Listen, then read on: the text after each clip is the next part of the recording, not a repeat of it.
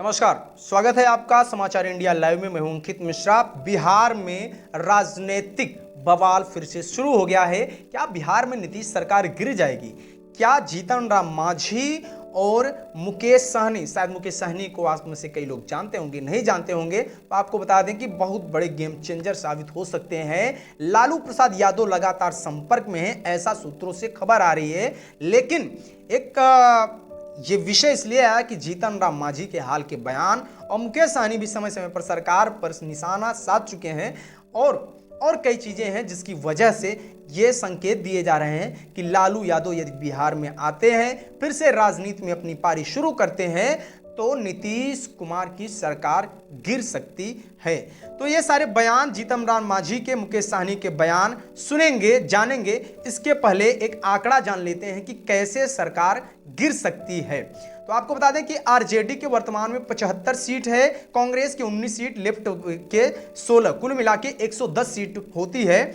वहीं भारतीय जनता पार्टी के 74 सीट, जदयू के 45 सीट, हम यानी कि जीतन राम मांझी की 4 सीट, वीआईपी जो कि मुकेश सहनी की पार्टी है उनकी 4 सीट और निर्दलीय 1, ये कुल मिला के 128 सीटें एनडीए की है, जिसको मिला के नीतीश को मुख्यमंत्री बनाया गया। और ये भारतीय जनता पार्टी के सहयोगी दल की सरकार जो कि वर्तमान में बिहार में चल रही है।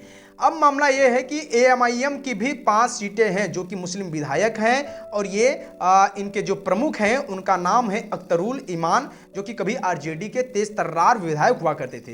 लालू यादव पहले तो वैसी से मिलकर इस मामले को सुलझाना चाहेंगे, नहीं तो अख्तरुल ईमान से पुराने रिश्तों का हवाला देकर नया दांव खेल सकते हैं। यदि ये 5 विधायक अपने आप साथ जोड़ते हैं लालू यादव, तो इनकी संख्या हो जाएगी 115 होते ही बीजेपी के ऊपर संकट आना शुरू हो जाएगा, क्योंकि लालू यादव प्रयास करेंगे, हम यानी जीतन राम मांझी जो कि उनके संपर्क में भी हैं, ऐसा माना जा रहा है, यदि उनको अपने पाले में लाते हैं तो 115 से आंकड़ा हो जाएगा 119। उसके साथ ही मुकेश सहनी को अगर लाते हैं तो 19 4 23, 123 का आंकड़ा, यानी कि पूर्ण बहुमत की सरकार बन जाएगी लालू यादव की।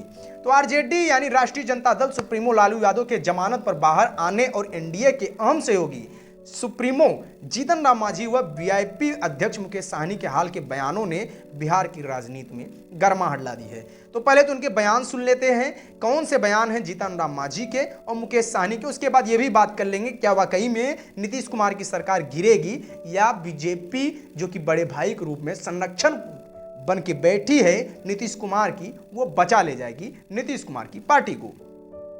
तो आपको बता दें कि 24 मई को जीतन राम मांझी का एक बयान आया।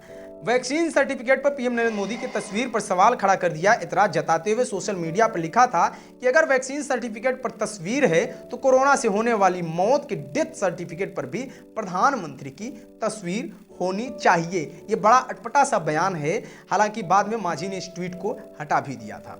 कोरोना महामारी की वजह से पंचायत चुनाव नहीं हो सके बिहार में, यूपी में तो हुए जिस पर आरोप भी लगे, लेकिन बिहार में जीतन राम मांझी लगातार मांग कर रहे हैं। 28 मई को मांझी ने पंचायत प्रतिनिधियों के अधिकार को आगे बढ़ाने की मांग की।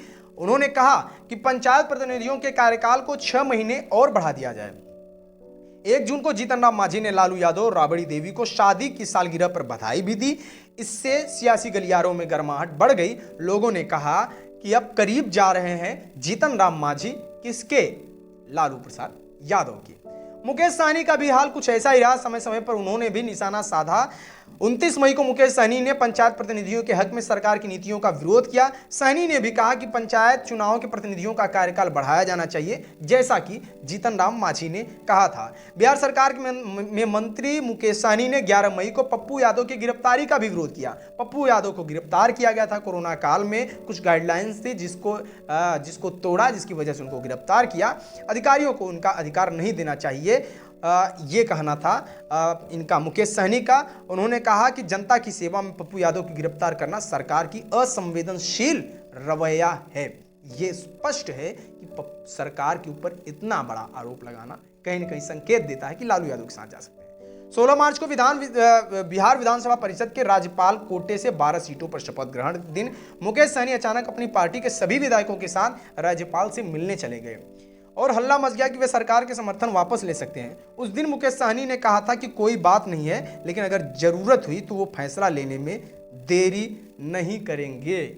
ये स्पष्ट संकेत है या तो सरकार को दबाने का प्रयास है, या तो अभी से स्पष्ट है कि लालू इफेक्ट चला तो समीकरण का महागठबंधन एएमआईएम हम वीआईपी यानी 110, 5, 4, 4, 123 यानी पूर्ण बहुमत की सरकार बन सकती है और उसमें निर्णायक साबित होंगे जीतन राम मांझी और मुकेश सहनी। जाहिर सी बात है इन दोनों को कोई बड़ा पद ऑफर मिलेगा और बड़ी वैल्यू इनको दी जाएगी।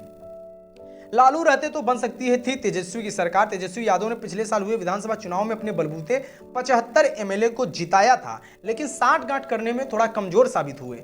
इसकी वजह से वो सरकार नहीं बना पाए। 110 से 122 तक का आंकड़ा मुश्किल था उनके लिए। उन्होंने मुस्लिम यादव समीकरण ही उनको सरकार में पहुंचा देता, लेकिन तेजस्वी यादव समझ नहीं पाए और विपक्ष में जाके बैठ गए।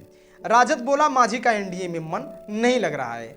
अब आरजेडी प्रवक्ता मृत्युंजय तिवारी ने कहा कि मुख्यमंत्री जीतन राम मांझी का मन डोलने लगा है। जीतन राम मांझी अब जन विरोधी गठबंधन के साथ नहीं रहेंगे। उनकी और उनकी पार्टी के लगातार उपेक्षा की जा रही है। एनडीए में अब वो घुट रहे हैं। इस बरसात में मांझी जी बरसाती मेढक की तरह टर्र टर्र करने लगेंगे। माफ कीजिएगा, ये ऐसी भाषा इन्होंने कहा है कि जीतन राम मांझी इस बरसात में चले जाएंगे लालू यादव की पार्टी में। लेकिन जदयू ने आश्वस्त किया है मांझी एनडीए को मजबूत करेंगे। जदयू क्या कह रहा है अब इसको भी समझ लीजिए।